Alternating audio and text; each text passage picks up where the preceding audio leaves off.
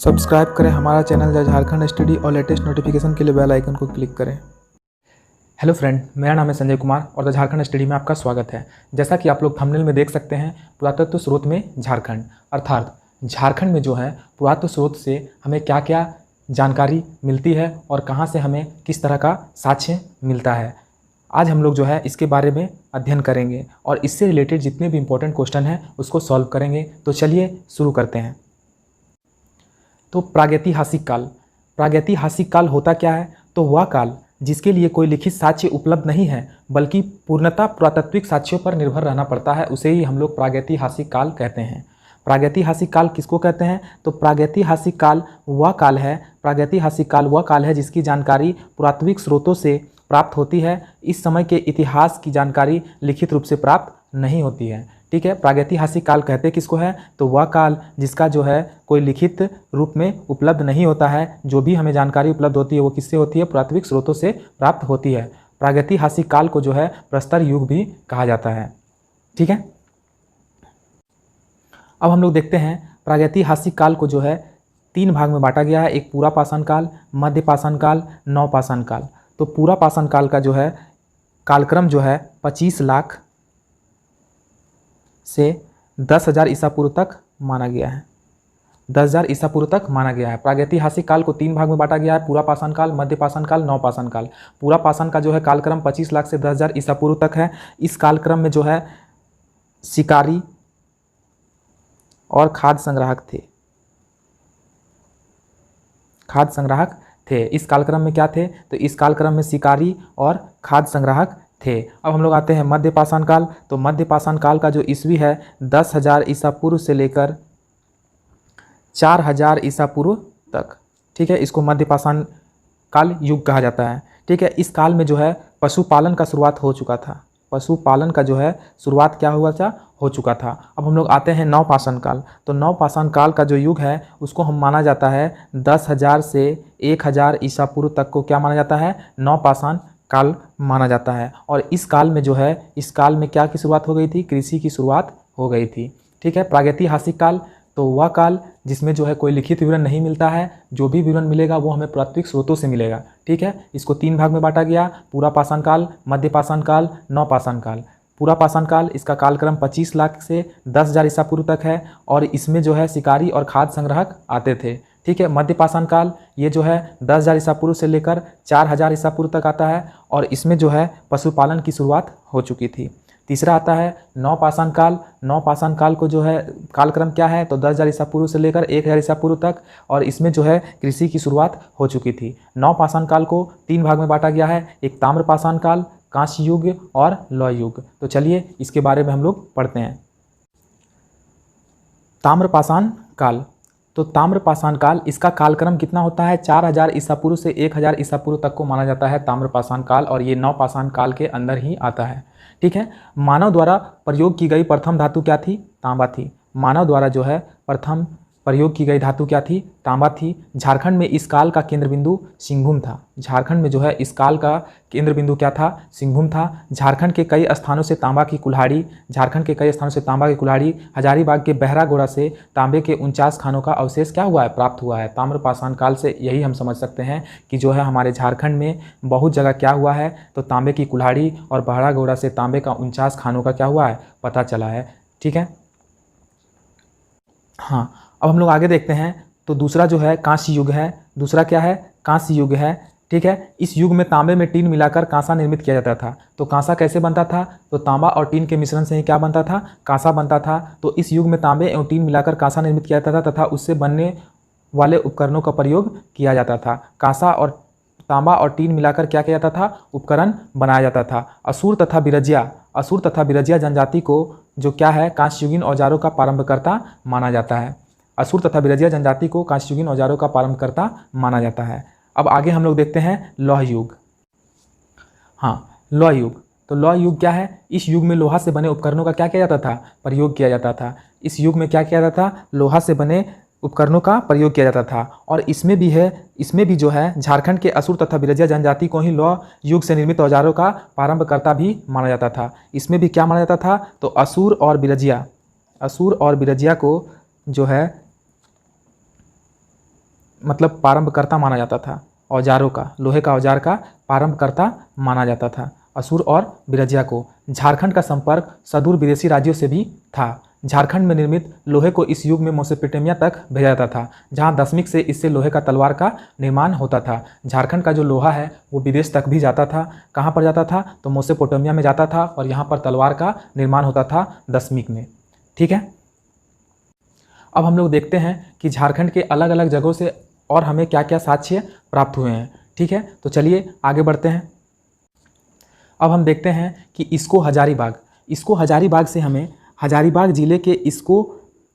जिले के इसको नामक स्थान से एक पत्थर के बड़े खंड पर आदिमानव द्वारा निर्मित चित्र, शैल चित्र, विशाल खुला सूर्य मंदिर, गुफाएं आदि मिला है। इसको हजारीबाग से हमें क्या मिला है? तो आदिमानव द्वारा निर्मित चित्र हमें कहाँ से मिला है? इसको से मिला है। ये बहुत इंपॉर्टेंट टॉपिक है, इससे बहुत सारा क्वेश्चन पूछा जाता है। ठीक है, और ये जो हम अभी बात कर रहे हैं इसको का, ये बहुत बार पूछा भी गया है। इसको से हमें क्या मिला है? तो आदिमानव द्वारा निर्मित चित्र, शैल चित्र, दीर्घा, विशाल खुला सूर्य मंदिर और गुफाएं आदि मिले हैं। इसको का चित्र दीर्घा में अंतरिक्षयान, अंतरिक्ष मानव, नक्षत्र मंडल आदि के बहुत सारे चित्र अंकित हैं। इसको के चित्र दीर्घा में जो है किसका किसका चित्र है? तो अंतरिक्ष मानव, नक्षत्र मंडल आदि के बहुत सारे चित्र अंकित हैं। इसके अलावा यहाँ से भूल भुलैया जैसी आकृति को भी पाया गया है। कहाँ से?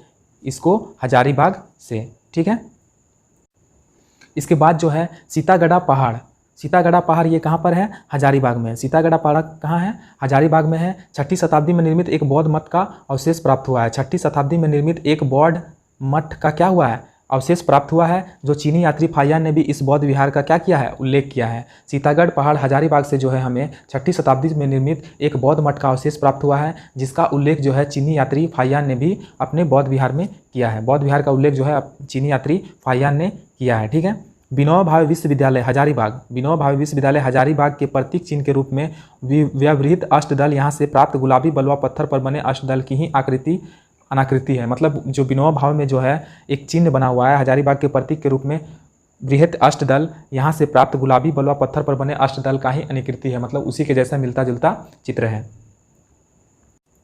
अब हम लोग देखते हैं भवनाथपुर गढ़वा। तो भवनाथपुर गढ़वा से जो है हमें क्या मिला है? तो इसका भी बहुत इंपॉर्टेंट है, ये भी बहुत बार पूछा जा चुका है। तो इसमें जो है गुफा के अंदर आखेट का चित्र है। गुफा के अंदर किसका चित्र है? आखेट का चित्र है। आखेट मतलब क्या होता है? शिकारी होता है। ठीक है, आखेट मतलब क्या होता है? शिकारी होती है। तो भवनाथपुर गढ़वा से जो हमें मिला है वो क्या मिला है? गुफा के अंदर आखेट का चित्र मिला है। प्रागैतिहासिक काल के दुर्लभ शैलचित्र एवं कई प्राकृतिक गुफाएं हमें कहाँ से प्राप्त हुई है? भवनाथपुर गढ़वा से प्राप्त हुई है। इनमें हिरण, भैंसा आदि पशुओं का भी चित्र प्राप्त हुआ है। ठीक है, आगे देखते हैं बेनुसागर सिंहभूम। तो बेनीसागर सिंहभूम से जो है हमें 7वीं शताब्दी की जैन मूर्तियाँ प्राप्त हुई हैं। बेनुसागर सिंहभूम से हमें क्या प्राप्त हुई है? तो 7वीं शताब्दी का जैन मूर्ति प्राप्त हुआ है। ठीक है, दूधपानी हजारीबाग, यहाँ 8वीं शताब्दी का अभिलेख प्राप्त हुए हैं। ठीक है, बेनुसागर सिंहभूम से हमें 7वीं शताब्दी का जैन मूर्तियाँ प्राप्त हुआ है। दूधपानी से जो है हमें 8वीं शताब्दी का अभिलेख प्राप्त हुआ है। ठीक है, और ये जो है इंपॉर्टेंट क्वेश्चन है, नोट। दूधपानी के निकट दुमदुमा नामक स्थान में हमें क्या प्राप्त हुआ है? शिवलिंग प्राप्त हुआ है। ठीक है, बारूदी सिंहभूम से पाषाणकालीन मृदभांड के टुकड़े, पक्की मिट्टी के मटके, पत्थर के हथौड़ी आदि क्या हुआ है? प्राप्त हुआ है। बारूदी सिंहभूम से जो है हमें पाषाणकाल मृदभांड के टुकड़े, पक्की मिट्टी के मटके, पत्थर के हथौड़ी आदि हमें कहाँ से प्राप्त हुआ है? तो बारूदी सिंहभूम से हमें प्राप्त हुआ है। ठीक है, उसके बाद बोनगरा सिंहभूम। तो बोनगरा सिंहभूम से हाथ से बने मृदभांडों के टुकड़े, वलय प्रस्तर, रिंग स्टोन, पत्थर के मनके, कुल्हाड़ी आदि मिले हैं। ठीक है, बारूदी से हमें क्या मिला है? पाषाणकालिक मृदभांड के टुकड़े, पक्की मिट्टी के मटके, पत्थर की हथौड़ी आदि प्राप्त हुई है। जबकि बोनगरा सिंहभूम से हमें हाथ से बने मृदभांड के टुकड़े, वलय प्रस्तर, पत्थर के मनके, कुल्हाड़ी आदि प्राप्त हुए हैं। उसके बाद आता है पांडु। यहाँ से एक 4 पाए वाले पत्थर की चौकी मिली है, जो पटना संग्रहालय में क्या है?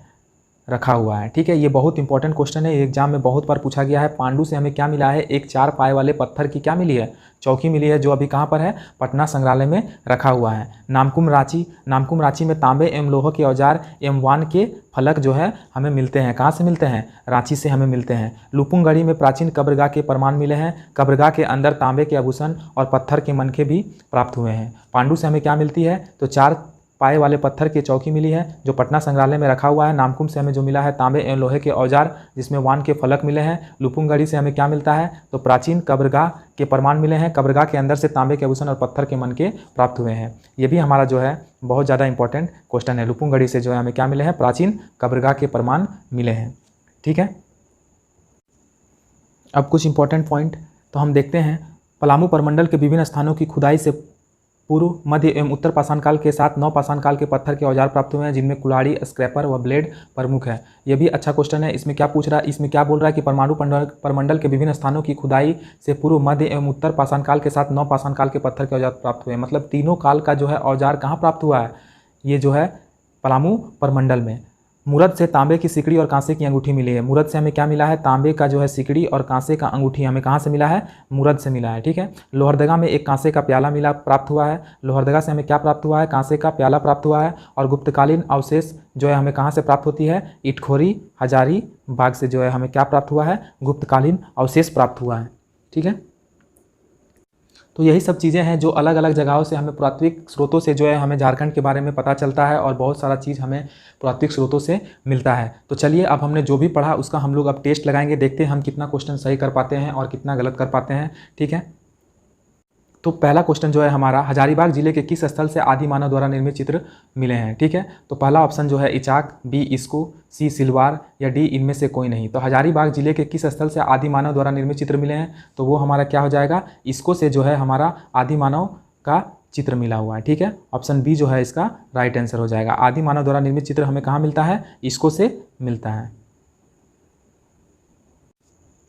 हमारा दूसरा क्वेश्चन है, निम्न में से किस स्थल से प्रागैतिहासिक काल के दुर्लभ शैलचित्र एवं प्राकृतिक गुफाएं प्राप्त हुई है। निम्न में से किस स्थल से प्रागैतिहासिक काल के दुर्लभ शैलचित्र एवं प्राकृतिक गुफाएं प्राप्त हुई है। Option A Bhawanathpur Garhwa, B Barwadih Latehar, option C Ghatshila पूर्वी सिंहभूम या डी इनमें से कोई नहीं। किस स्थल से जो है प्रागैतिहासिक काल के दुर्लभ शैलचित्र एवं प्राकृतिक गुफाएं प्राप्त हुई है, तो इसका राइट आंसर जो हो जाएगा वो क्या हो जाएगा, भवनाथपुर गढ़वा से जो है प्रागैतिहासिक काल का दुर्लभ शैलचित्र एवं प्राकृतिक गुफाएं प्राप्त हुई है। ठीक है, तीसरा क्वेश्चन जो है, झारखंड के किस स्थल से कब्रगाह के प्राचीन अवशेष मिले हैं। तो ये भी हमने आपको बताया कि जो है झारखंड के किस स्थल से जो है कब्रगाह के प्राचीन अवशेष मिले हैं। ऑप्शन ए जो हो जाएगा Isko, option B Lupungdi, option C Bhavnathpur, option D Chakradharpur. तो झारखंड के किस स्थल से कब्रगाह के प्राचीन अवशेष मिले हैं, तो इसका राइट आंसर हो जाएगा लुपुंगड़ी। लुपुंगड़ी से हमें क्या मिला है, कब्रगाह के प्राचीन अवशेष मिला है। ठीक है, ये बहुत इंपॉर्टेंट क्वेश्चन हो जाता है एग्जाम के लिए, ये बहुत बार एग्जाम में पूछा गया है JSSC के एग्जाम में। निम्न में से किस जिले में कांसे का प्याला प्राप्त हुआ है। Option A Ranchi, option B Palamu, option C Lohardaga, option D Dhanbad. निम्न में से किस जिले से कांसे का प्याला प्राप्त हुआ है। Option A Ranchi, option B Palamu, option C Lohardaga, option D Dhanbad. तो कांसे का जो प्याला है वो कहाँ से प्राप्त हुआ है, तो इसका राइट आंसर जो होगा ऑप्शन सी होगा, लोहरदगा से जो है हमारा क्या प्राप्त हुआ है, कांसे का प्याला प्राप्त हुआ है। ठीक है, सिंहभूम के किस स्थल से 7वीं शताब्दी की जैन मूर्तियाँ प्राप्त हुई है। 7वीं शताब्दी का जैन मूर्ति जो है कहाँ से प्राप्त हुआ है। ऑप्शन ए बेनूसागर, ऑप्शन बी जो हो जाएगा बानाघाट, ऑप्शन सी बारूडी या ऑप्शन डी बोनगारा। तो इसका जो राइट आंसर होगा वो क्या होगा, बेनूसागर। बेनूसागर से ही हमें क्या प्राप्त हुई है, 7वीं शताब्दी की जैन मूर्तियाँ जो है वो हमें कहाँ से प्राप्त हुई है, बेनूसागर सिंहभूम से प्राप्त हुआ है। ठीक है, निम्न में से किस स्थल से तांबे की सिकड़ी एवं कांसे की अंगूठी मिली है। निम्न में से किस स्थल से तांबे की सिकड़ी और कांसे की अंगूठी मिली है। Option A Ranchi, option B Isko, option C Lohardaga, option D जो हो जाएगा मुरद। तो इसका जो है राइट आंसर जो हो जाएगा वो क्या हो जाएगा, मुरद हो जाएगा। हमेशा याद रखिएगा कि तांबे का सिकड़ी जो है वो कहाँ से मिला है, मुरद से मिला है। नेक्स्ट क्वेश्चन है, निम्न में से किस स्थल से 4 पाए वाले पत्थर की चौकी मिली है जो पटना संग्रहालय में है। तो किस स्थल से जो है 4 पाए वाले पत्थर की चौकी मिली है जो पटना संग्रहालय में है। Option A Pandu, option B Bhavnathpur, option C Dudhpani या ऑप्शन डी रंका। तो इसका राइट आंसर जो हो जाएगा पांडु। पांडु से ही हमें क्या मिला है, तो 4 पाए वाले पत्थर का चौकी मिला है जो कहाँ पर है, पटना संग्रहालय में अभी रखा हुआ है। ठीक है, नेक्स्ट क्वेश्चन देखते हैं। कवि गंगाधर 1373-1378 द्वारा रचित प्रस्तर शिलालेख कहाँ से प्राप्त हुआ है। ठीक है, ए गोविंदपुर, बी चाईबासा, सी बरही या डी चेचरिया। तो ये क्वेश्चन जो है हम आपसे पूछ रहे हैं कि कवि गंगाधर 1373 से 78 द्वारा रचित प्रस्तर शिलालेख कहाँ से प्राप्त हुआ है। Option A Govindpur, B Chaibasa, C Barhi या डी चेचरिया। आपको कमेंट बॉक्स में नीचे कमेंट करना है। ठीक है, तो चलिए नेक्स्ट क्वेश्चन देखते हैं। झारखंड में गुप्तकालीन अवशेष निम्नलिखित में किस स्थल से मिला है? तो झारखंड में जो है गुप्तकालीन अवशेष निम्नलिखित में से किस स्थल से मिला है? ऑप्शन ए हो जाएगा Silwar, option B Chakradharpur, option D Itkhori या ऑप्शन डी भवनाथपुर। झारखंड में गुप्तकालीन अवशेष निम्नलिखित में से किस स्थल से मिला है? तो इसका राइट आंसर जो होगा वो क्या होगा? इटखोरी से जो है हमें गुप्तकालीन अवशेष मिला है। ठीक है, तो ये हमारा जो है लास्ट क्वेश्चन है। निम्नलिखित में कौन सा कथन सत्य है? सीतागढ़ा पहाड़ हजारीबाग से 6वीं शताब्दी से निर्मित एक बौद्ध मठ का अवशेष प्राप्त हुआ है। चीनी यात्री फाहियान ने इस बौद्ध विहार का क्या किया है? उल्लेख किया है। विनोबा भावे विश्वविद्यालय हजारीबाग का प्रतीक चिन्ह यहाँ से प्राप्त अष्टदल की ही अनाकृति है। डी उपयुक्त सभी। तो जो है इसका राइट आंसर जो होगा उपयुक्त सही होगा। तो हम लोग ने देखा कि प्रागैतिहासिक काल में जो है झारखंड में क्या मिला और क्या नहीं मिला। तो जो भी है हम देखते हैं कि झारखंड में जो है प्राथमिक स्रोतों से बहुत सारा चीज़ मिलता है। ठीक है, तो उम्मीद करता हूँ कि आपको अच्छे से समझ में आया होगा। ठीक है, अगर आपको मेरा चैनल अच्छा लगता है तो please like share and subscribe करें। जय हिंद, जय भारत, थैंक यू।